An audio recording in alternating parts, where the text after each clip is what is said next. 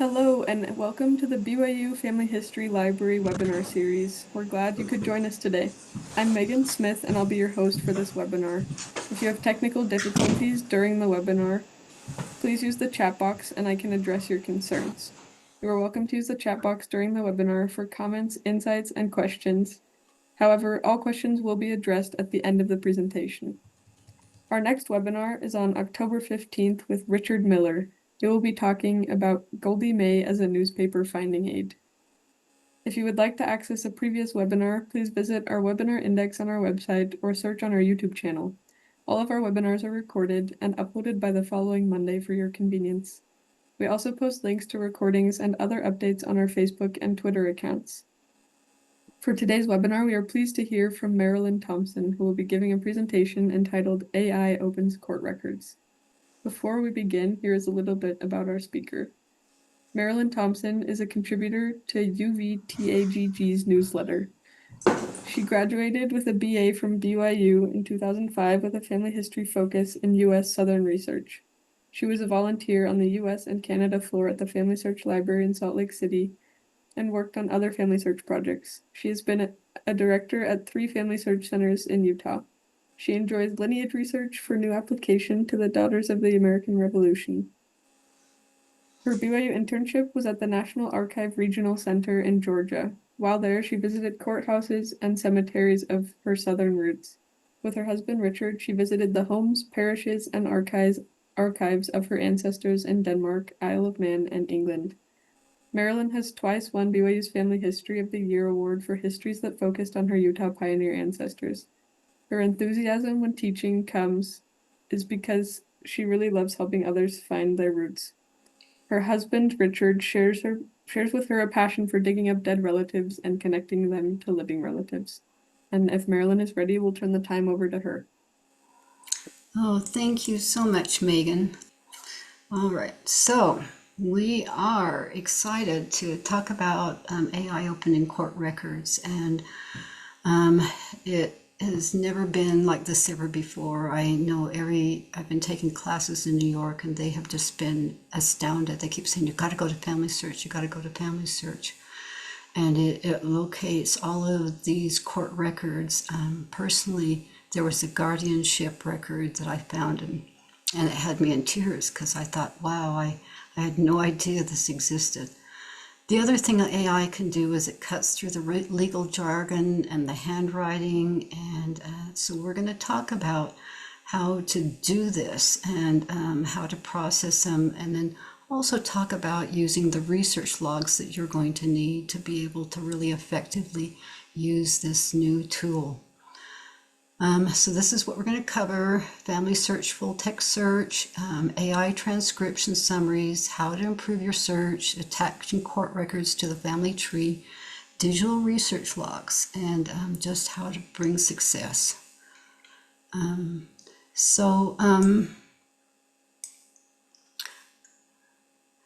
Okay, just a minute. Okay. So I need to start out by explaining Family Search's full text search is different than a chat bot. I'm sure all of you have used the Chat GPT, or it helps to be able to write your papers at school or things like that. But those type of chatbots cannot access records and pedigrees and information that are inside of websites. So like Family Search or Ancestry.com, or if you're on a site that has death certificates or things. Full text search is actually AI that's been created in-house inside of Family Search, and Ancestry has these type of AI, and also MyHeritage has some that's just really wonderful to use for city records. But this is still such a game changer for us, okay? And so what it does is it takes handwriting recognition, and then optical character recognition, and it turns it into machine readable text that can be searched. And then because it can search it so fast, it brings right into your hands records and you can be able to analyze these records and put the names and things right into the right where the document is, okay? And it brings you records that you wouldn't have discovered before. And then it provides this transcript that you could use in other AI things, either to summarize it or put it in your research logs or to share with people. I have to say, over the past year, it's been amazing to see how much more accurate these transcripts have gotten. Remember how this is what we used to use to be able to look for wills, and it isn't a full name search. It doesn't give you a lot of information, and so it replaces these old index, and then it allows you to be flexible. So if a name's spelled differently, you can put those options in. And there's a lot of records that are, especially in court records, that have never been indexed. And then because, again, it's inside the original document, you can really look at it and you can say, oh, it doesn't say that, or, oh, look, it missed a grandchild. And so it is so efficient. So let's talk about how to get there. So the first thing you need to do is sign in to Family Search. And of course, we all have accounts to Family Search. So there are 4 ways that you can get into full text search. It used to be you had to go into the BYU labs, but now, oh my goodness, they are letting you know this is here. One of the first ways is that you click on search and it'll be right there in the drop down. The second way is if you start to search for an ancestor, then this little filter pops up, and at the bottom is a full text search. And then another way is if you're in searching the records, where you start searching historical records, there it is right up in the ribbon in the top. And the fourth option, and it's probably the one that I have used the most, is that when I go into the library catalog, then there is this little icon on the right that'll send you into the full text search. And I like this one because it kind of helps me to focus, because so many records are brought for you to search. I like to do it this way, or at least to be able to know I can get back there. Once you have got into full text search, this is the page that will show up, okay? And so I want to talk about this. At the top, this is a box that is going to be available while you're working on something. It's where you can change some options or that. And at the bottom, there's a thing that's called image group number.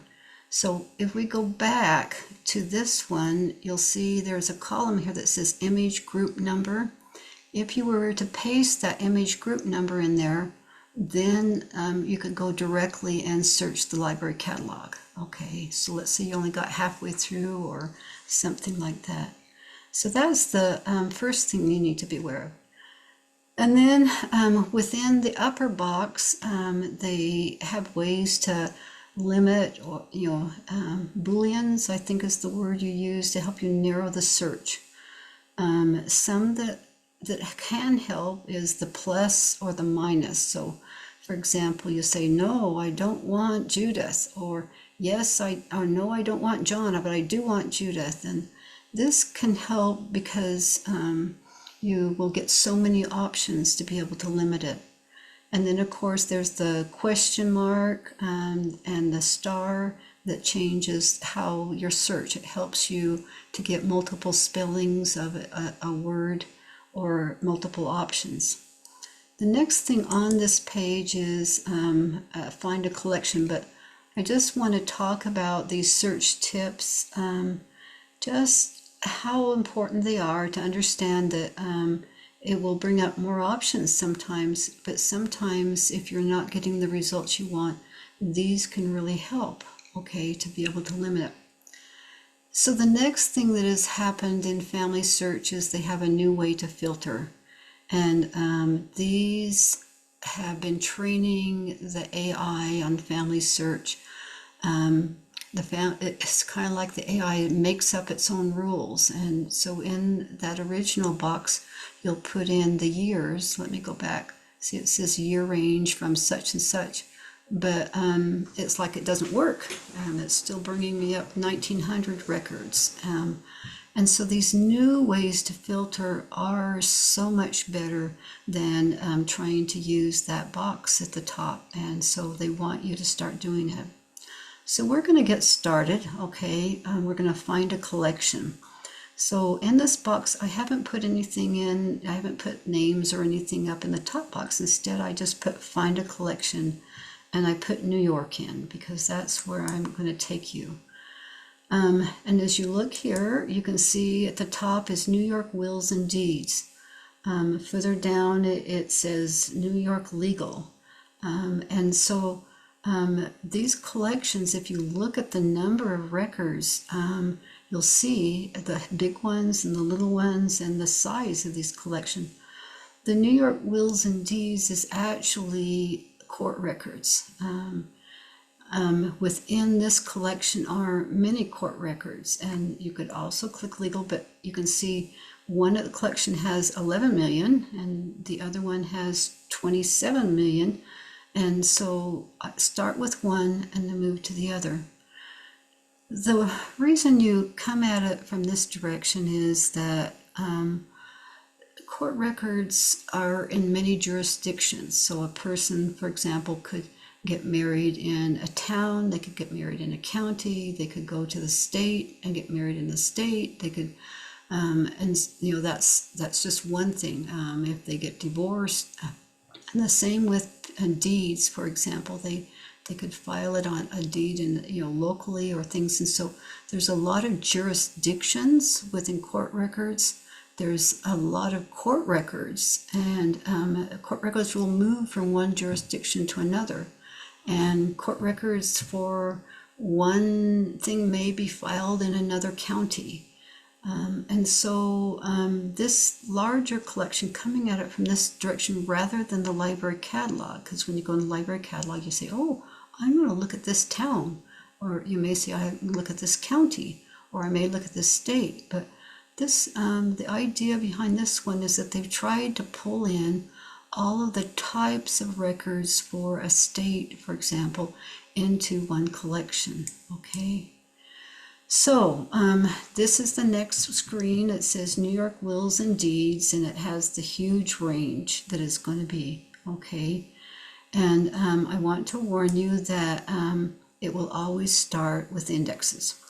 So we're going to put in that we want to go to Ontario, New York, and we're going to put in the two family names that we want to search. If you have multiple spellings for a name, you go ahead and save that in your research log and just paste all of those so you don't have to rewrite it with your stars and questions marks and not Judith type. You can put that, you can keep that and then paste that right there. So now we're going to go to the next page. So here it tells you we have the name Whitney, we're in Ontario, we have New York Wills and Deeds, and so there we are. But next to it, there are some drop downs, ways to filter these. So we'll start with collections, okay? I'm sorry, not collections. We're going to start with the year. Okay, so in the year, you can see it says 1700, there are 39 possible, and 1800, there are 6,000 possibilities. And you could click those 2 years, the records we want to look, they had left New York by 1818. And so, but we still, this is 6,000. So if we go ahead and click over here, this little drop down next to 1800, it gives us even more ways to filter it so that we're not looking at all 6,000 records or 17,000 records. And so can you see how that reduced it to the number of records that we're going to look at in there?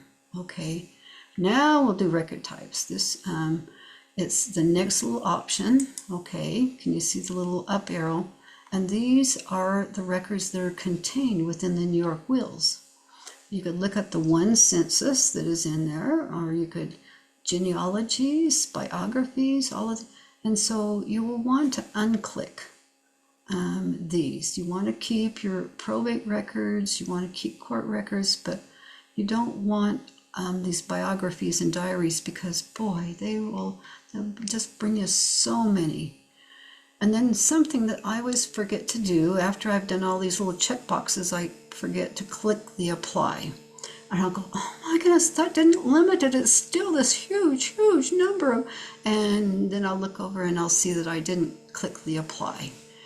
And this is something that you can keep changing. These filters over here. You can say, oh, I think I need to, and you can go back and forth and apply until you have a number of records that you feel is doable within the time limit you have.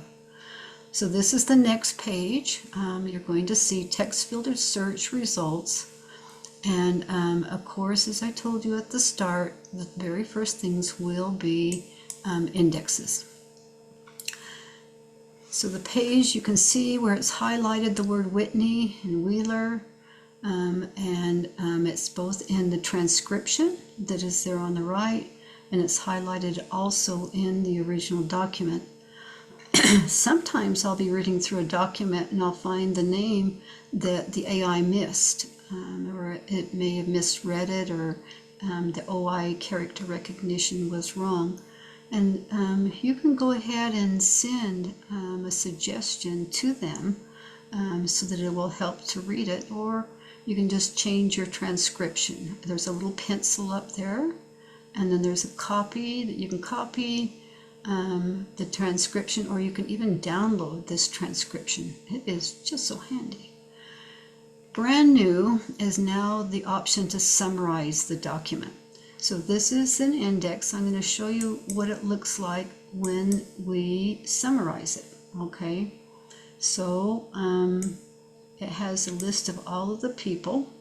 Okay, this is what a summary of a regular document would look like, so you can see the difference between a regular document and an index. Okay, so let me go back. You can see it has names and relationships, so this is including everybody that's a representative that has a will, and it lists all of these people. And so you can see this transcription in indexes don't help. In my research log, you might put a link to this if your person is named there.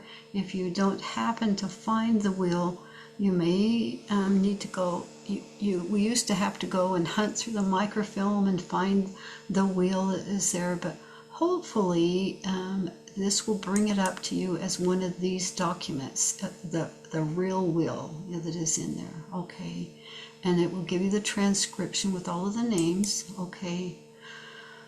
This will that I have just brought up here is the type of will that you dream about getting. It tells about, it is actually a deed, and within the deed they have a will, and it names all the people and of 3 generations. It tells how they were related and when they died, and when they died. That gives the full date of their death, and whether they died in testate or not testate, if they survived their wife or didn't survive their wife, and who were all the people that could inherit this deed. But interestingly enough, this is, even though it sounds like a court document, this is in deeds.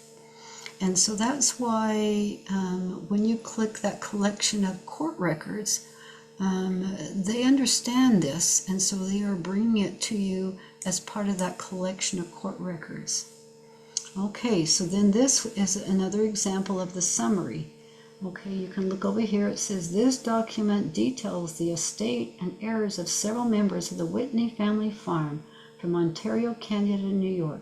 Key individuals include Oscar, who died in 1890, leaving estate to his wife, and Lemuel, who died in 18, left property to his son. And then it will name the people that are in there. It's important for you as you go through the transcription and first of all, and then the summary, to make sure that it has properly read the names, and it's properly read the dates, and it's properly read the places. Those are the three things that AI starts to hallucinate and may give you the right stuff, and it may not, okay? So here's another screen that shows names and dates and relationships in that summary. So exciting, and you don't have to read through all of the legal jargon. However, there are things that will be missing, okay, that as a genealogist you will want. This one is another deed, okay, and it shows you how there were actually 3 deeds on this page. And in the summary, we're going to click on the summary, it got that. It said there are 3 mortgages in August 1801 in Ontario County, okay. And then it gives the dates of the mortgages and who are involved in these mortgages, and it has names and relationships as it understands it. But you need to use your brain, okay? AI is growing and it's changing, and it's amazing the things that it can do this year that it couldn't do last year, this month that it couldn't do last month. But there are things it can't do. So these are some of the things that are going to be missing, all right? It missed the places of the individuals. So important for migration. So important for identifying individuals that aren't your individuals, okay? It didn't include the amount of money. If a deed is paid for a small amount of money, it probably was to a child or a relationship. And so that's important to track, okay? It doesn't include land descriptions. And you're going to go forward and you're going to be able to say, oh, is that piece of land, was that inherited by this person? When you go into tax records, you're going to say, what's the land description? And you'll want to come back to this deed to see what that land description is. And then when someone else is paying taxes on that land, you say, aha, we found the son-in-law. It doesn't include the witnesses. I don't know why, but he didn't include the witnesses. AI doesn't speculate on the relationship between the deeds. It doesn't say, oh, he bought this piece of property and he sold this piece of property, and then he sold half of that property to another person. It doesn't sit down and analyze it. It's just giving you the facts, okay? What it's not doing is it's not suggesting other records to look at. It's not suggesting what has happened in the meantime. It's not summarizing, oh, this piece of property belonged to so-and-so. But AI can help you. So, for example, in this deed, Phelps and Gorham were the land speculators that came in and basically owned Ontario County, and people bought, well, they took out a mortgage to this Phelps and Gorham.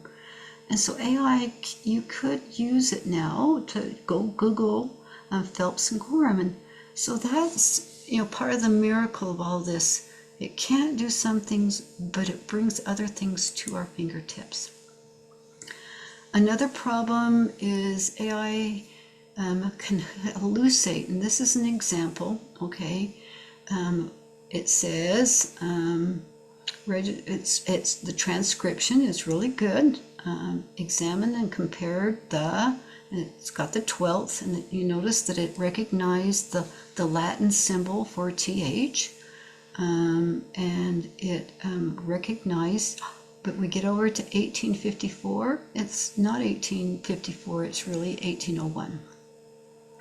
And then also it struggles with names and sometimes abbreviations of names. And here's the clerk, and it's kind of merged all of those together, and it's added a 13 on the end of the clerk because that's probably was a page number at the bottom. So look over your transcript. Sometimes you'll see a number and you'll have to put page in there because they just have the number at the top or things like that, and see the accuracy of it. So again, we've increased the range of accessible information. It looks at all the jurisdiction levels. It finds overlooked details that we may have missed because we are struggling to read the old handwriting. And then the other thing it can do is that this transcript can be put into a chat box. And then it can help you to sort out the names and the dates and the relationships. I have been finding in that fan club and those other names that we didn't have in our records, people that are connecting family, that are helping to find the push-pull factor to help us to be able to look at the migration. Okay, so now we're going to take and we're going to attach the record and put the information into research log. So at the top of the full text is this bar up here. We're going to talk about all the things that are up there. I'm going to show you what happens with each of those little tabs that some people miss altogether, okay? So the first thing is to show the keywords. So often you're wanting to take a snapshot of the will or deed and you said, I got to get rid of that orange. Well, it's orange or yellow, whichever you want. And so by clicking that, you can take it out and you can put it back in. At the top is names. If we were looking at, say, an index census, over here it would have all of the information about the people that are listed on the census, but because this was never indexed, that's a kind of a tab that doesn't have anything. The next thing on that bar is transcript, okay? And so you're saying, oh, okay, it's great. This is a great transcript. And we've got our download, our copy, and our edit keys here. But then the next little tab is information. And if you click on information, the transcript disappears. And then after you've used the information, you're going to say, oh, but I want to go back to the transcript. And so that's how you get back to the transcript. This information is also an oftentimes underlooked but very important part that you need to look at. At the very bottom is a citation. Okay, so look at the bottom. It says citation, and it has a little copy there. So this will save you hours and hours and hours in your research log. It even puts the image number in. Oh my goodness, and it even gets the right image number and doesn't do typos. Maybe, I hope it doesn't do typos. But, and then the image group number. I don't have to go hunting through that digital collection to find the image group number. I can just take it and I can just paste this into my research log and I have all of that information there. It is just so exciting. Okay. Also, in the research, it tells you that this is part of the collection that you're looking at. The reason for this is as you stay with your plan, you need this kind of information to know how to get back where you were. Because what's going to happen is you're going to be looking through 70 and then you get a phone call and you have to then go cook dinner and then you say, where was I? And so that helps you to say, oh yeah, this is what I was looking at. Another option here is the research wiki. It will send you over to research. So for example, in this one, well, let's go back. So it was the research wiki will send you over to US research, and then you could select New York, and then you could go in that. But it has other options too, okay? But the research wiki, there's a link. Okay, here's the catalog. That is another link that is in there. So this helps me to keep on my plan. It tells me exactly where I found that document, okay? And this is where it's located, and I can put that, make a note of that, and then I know where to go back when I'm ready to do this, to get started on this again, okay? Then last of all, when you go into the catalog, there'll be that digital group number that you can go ahead and keep. And so that's the link that is there. Okay, so now we're going to save the record that's on that tab right next to information. Okay, So when you click on Save the Record, it asks you whether you want to attach it to a person in Family Tree or whether you want to save it to your source box. And sometimes you want to just put it into your source box because you aren't sure all of the people you want to attach it to, or it's an individual that is a speculative individual. We don't speculate, but it could be a person that you want to keep private and you know, type thing. But anyway, but there's your two options. So then you start, when you say click one of those, and we're going to click attach to person and family tree, then you start 4 steps. Okay, so the first step is describe the record you have found. And this is probably one of the most important tips. You'll say, oh, Marilyn, I'm so grateful that you told me about that. Inside the source title, Family Search has just put the collection. And so I pause here and I say, as part of the source title, I need to include who, what, when, and where. And this doesn't tell me that. So, for example, I could say, this is Alonzo Whitney, a deed. Then I could, I could put the date, and I could put the where, Canandaigua, Ontario County, New York. And all of that information is really a better title for the source. Because if you go ahead and attach it as it is, Ontario wills, then another will come up. And maybe it's the will for his father. Maybe it's the will for another part of the will. Maybe it's the estate records. Maybe it's the guardian records. And so by providing this information here, when you go into the individual sources, people will think, you'll say, oh, I just love this person whose name is here because they give me what this is. The next thing, it'll save you time if you add the date here, because when it adds it to the person, it will sort it to the bottom if you haven't added the date. Know that you can add a date range. If it's covering several days, do a date range, a year range, and sort it. The next thing is, this is where you can use your transcription. So usually by the time you get here, you go, eek! I didn't copy the transcription. I didn't save it to a Word document. And so is what you need to do is copy that tab and then go back to the transcription page, and then you can put the 2 tabs, you know, on your window screen side by side, and then copy the information that you want to put in there. Okay, just duplicate this tab. And then I like to add this to my source box because often as I'm starting to add this to individuals, I start realizing that a person, say a witness, is in this document, but this witness isn't on the family screen, but I may, when I get back to that witness, I may want to add that in notes or add it to that, or I may, you know, and so I go ahead and add it to the source box. Okay, and then there's something called group metadata, and it's asking you if you want that to be put into these notes. Another thing people don't really know is that this little teeny window can be expanded to a big window, so you really can see the information that you are putting into this document. I know often I've had to take and open up a Word doc and type it all in and then paste it over here, but this is a help to be able to slide that window and make it bigger.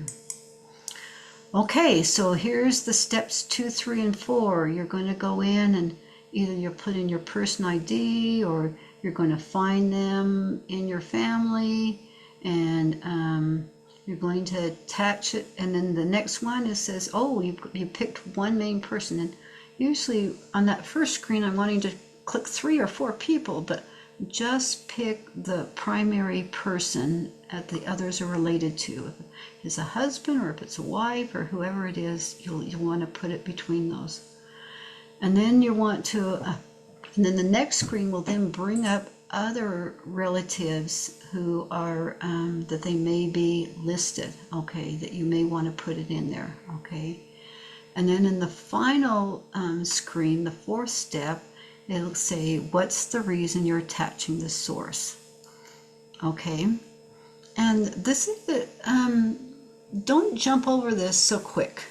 Think this through. Say, okay, I am attaching this source because it shows the relationship, or this source shows location of the family. This source shows, what is happening within this source and why you're attaching it. And other people will bless you. They'll say, oh, I just love this person in family tree because they really helped me. Okay, so you can take the transcript that you have and you can put it into other AI bots to help analyze that transcript. And so there's a lot of chat bots. There's ChatGPT 5, there's Perplexity, there's a lot of chat box. But these chat box need you to understand how to give them instructions to be able to process this transcription to help you, okay? And so this is what these chat boxes do well that is different than the summarize feature in Family Search. There are some chat box that just transcribe handwriting, okay? There are some that can brainstorm ideas, okay? And then they can also teach you the basics. If you don't know the history of a county, they can lead you to the history of a county and things like that. Those are some of the things they do well, okay? I know I liked these chat boxes to help write articles because sometimes they will bring up options I am not aware of that I didn't know was even available. So this was really helpful. These are the things they don't do well, and I get frustrated when I go in to watch videos of people talking about AI and they're trying to get these chat boxes to do things they can't do. They can't conduct original research. They can't get into databases. They can't analyze trees. They can give you maybe some details, but maybe these details aren't true. We recently had trees that were being created by chat boxes because they're predicting who the father is going to be of this person when it's just all a hallucination. They can't do deep record analysis. They aren't trained on genealogy record formats. They don't understand what a fact means and how it relates to the people, or they can't direct you to other records. They cannot create a new conclusion about your family from the evidence, okay? And or even suggest for possibly negative evidence. So they can't look at this will and they can't say, oh, look, this child is not in the will. What does that mean? And so their information is just what they see, what they have. So important for you to recognize that this is just a tool. Okay, so this is Steve Little, and he is the AI specialist recognized by the National Genealogical Society. And he has created this little formula for you to paste into these chat box to have it specify and how to do it. And so once you've written up how to give it your commands, create a little copy of that, and then you can use it over and over. So he has these 5 areas that he says you need to include in your instructions to the chat box. Role, goal, text, task, flask. And he holds up his hand and shows you. So the first one is you tell the chatbot to think like a certain kind of a person. And so, for example, it says, imagine you're a genealogist. You can even say, imagine you are a professional genealogist. Okay. And then it's, when it returns it, it's going to be different than it would be writing, say, for a high schooler's paper, or it will be different than if you're a civil engineer. So when it says genealogist, it's going to be talking and doing things differently, okay?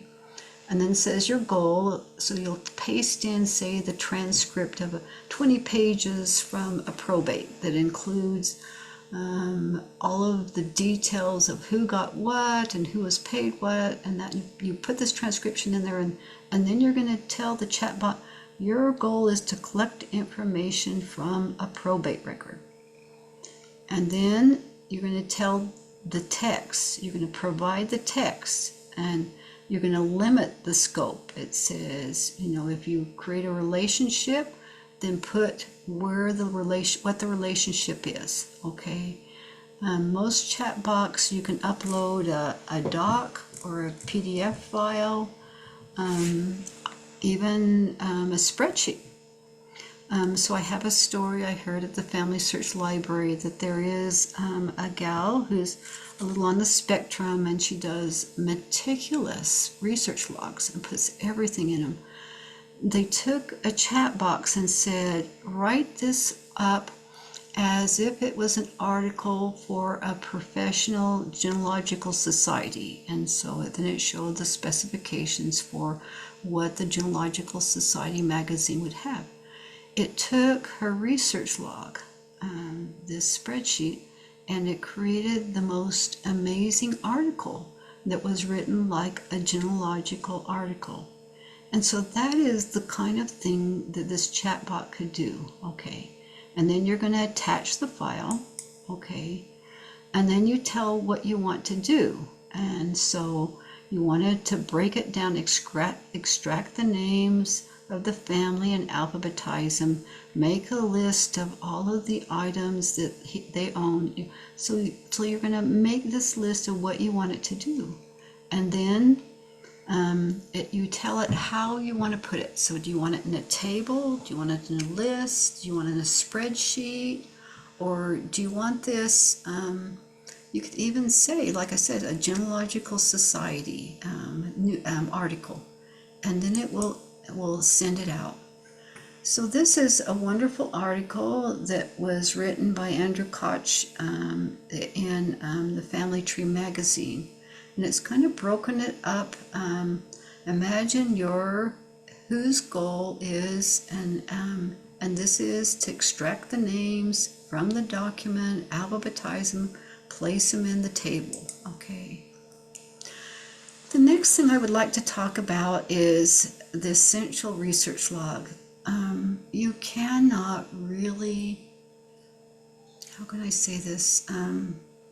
So much information is thrown at you by the documents you're going to uncover. You will lose sight of your plan. You will lose sight of information, that little tidbits and so this is a time when learning to use a research log is so essential.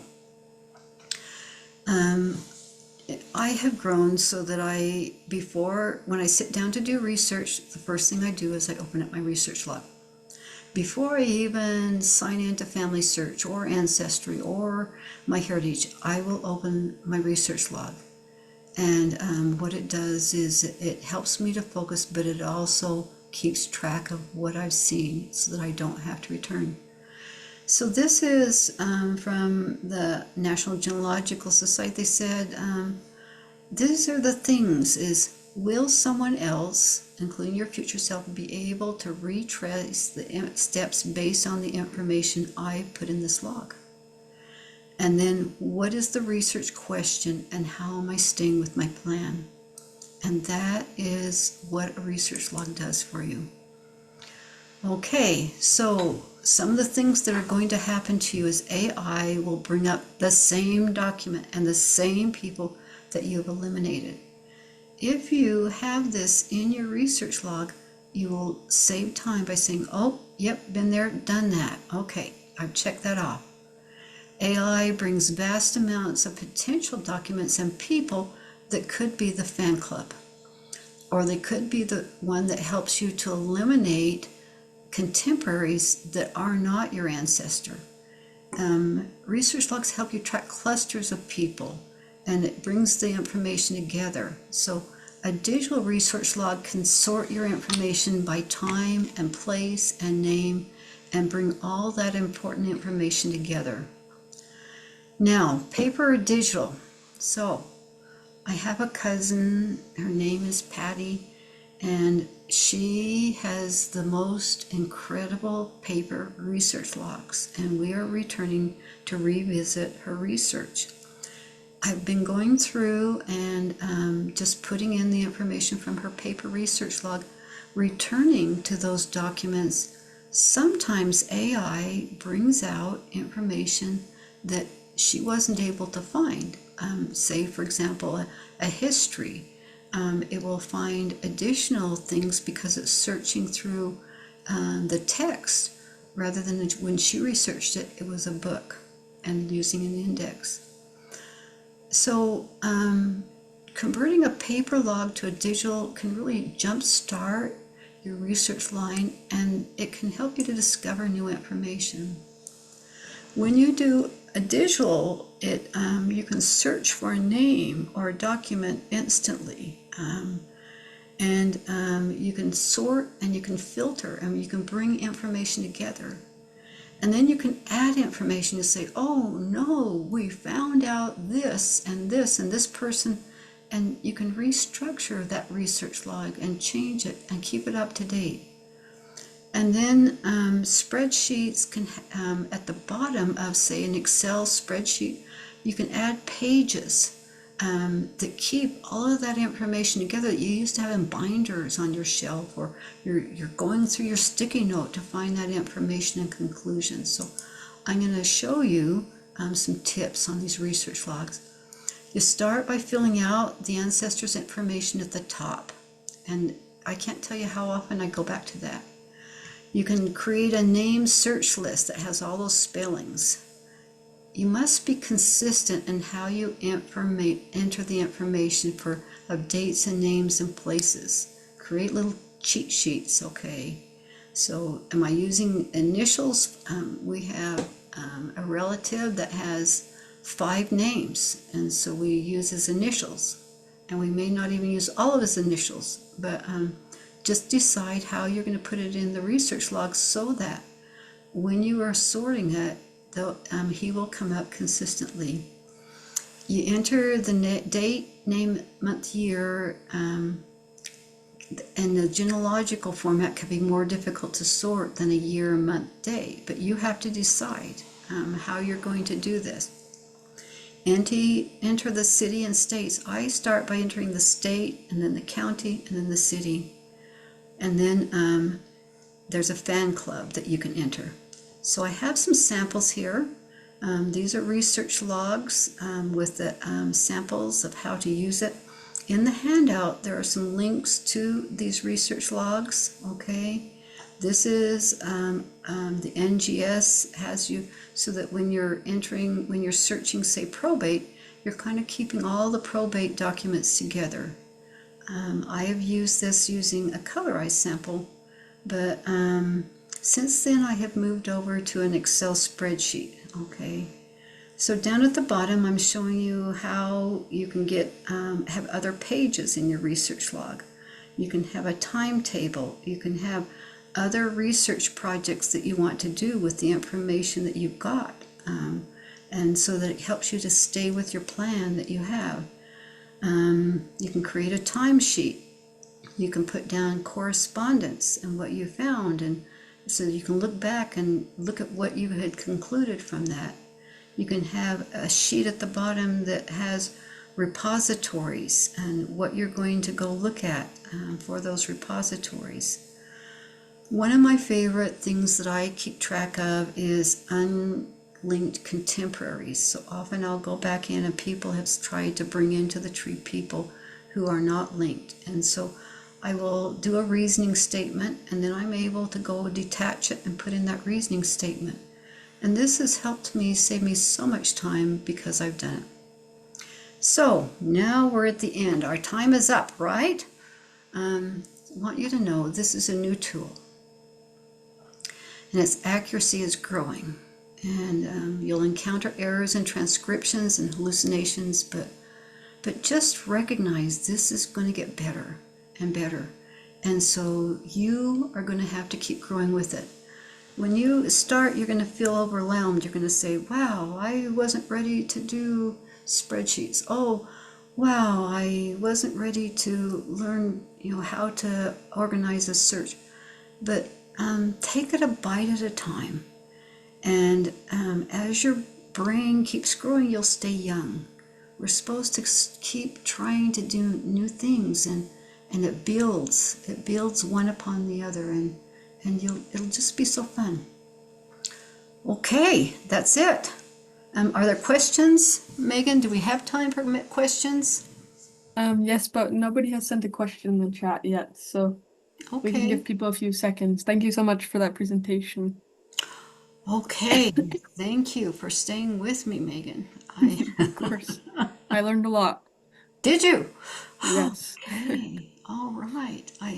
That makes me happy, because this has been a real growth, and one of the reasons I volunteered to teach this is because I knew that this is something I could put off. From Candy to all panelists. Thank you, Marilyn. I hope this is my friend Candy that I adore. Okay, from Mary Robsman to all panelists. Thank you. Okay. From Sandy Bernard, I came in late, but we'll watch this. Okay. Janet in Oklahoma. Woohoo! To all panelists, great presentation. Okay, share it with all your friends. Repeatedly, people say, "Oh, I want you to send me the link to this because I want to start this, but I hope this will help." Oh, this is our stand to all panelists. Thank you so much. This is certainly worthy of a second or third viewing. Wow, this person knows how to write a great compliment. Okay, Right. Megan, Debbie asked where we can watch it again. I think that's a yeah. good segue to our outro. Yes. So thank you, Marilyn, and thank you all for joining us today. We hope you will join us for our next webinar on October 15th with Richard Miller about Goldie May as a newspaper finding aid. A recording of this webinar will be made available by next week. You can view that on our YouTube channel or on our website. If you have any comments or questions, you can always email us at fh_webinars@byu.edu or follow our Facebook and Twitter. Thank you and have a wonderful week.